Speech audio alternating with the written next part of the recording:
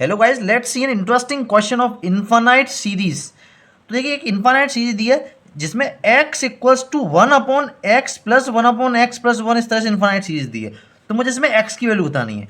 तो देखते हैं इस तरह के क्वेश्चंस कैसे करते हैं। तो देखिए, बहुत ईजी है ये क्वेश्चंस। देखिए, ये x की वैल्यू दी है, ठीक है, जरा ध्यान से सुनिए, ये x की वैल्यू दी है।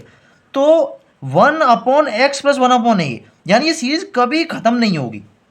तो कहीं अगर इन्फानाइट होता है, इन्फानाइट मानी जो एंड नहीं हो रही, इन्फानाइट में आप कुछ भी जोड़ दें, छोटी सी वैल्यू बड़ी सी वैल्यू, वो रहेगा तो हमेशा इन्फानाइट ही। तो ऐसे ही 1/x में इन्फानाइट सीरीज तक जा रही है, यानी एक्स में कुछ इन अपॉन में जोड़ रहा हूं मैं, अपॉन में डिवाइड देता जा रहा हूं बड़ी से बड़ी वैल्यू का।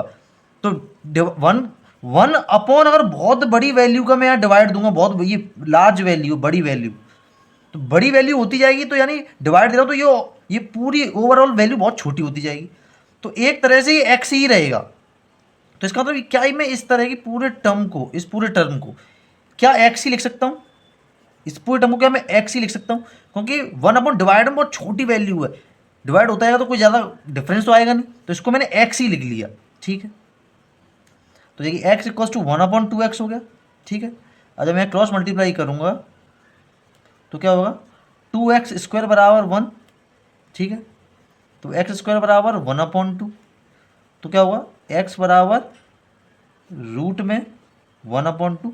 अब आपको पता है स्क्वायर आता है, स्क्वायर रूट आता है, स्क्वायर हटाने के बाद तो वहाँ प्लस माइनस लगाते हैं, तो इसका आंसर आएगा x equals to plus minus root में 1/2। अब देखिए प्लस माइनस क्यों लगाते हैं, ये सॉल्व हो गया है। पर देखिए प्लस माइनस क्यों लगाते हैं, देखिए जैसे मान लीजिए कहीं पे -2 का स्क्वायर हो रहा हो, तो आपको पता है ये भी 4 आएगा, 2 का स्क्वायर हो रहा हो ये भी 4 आएगा। तो आप कैसे कह सकते हैं, अगर मैंने कहीं √4 किया हुआ तो इसका आंसर हमेशा +2 ही आएगा। क्या पता इसका आंसर -2 भी आ सकता है, इसलिए प्लस माइनस लिखते हैं। ठीक है, उसी तरह से आप एक्स की वैल्यू प्लस माइनस रूट में 1/2 आएगी।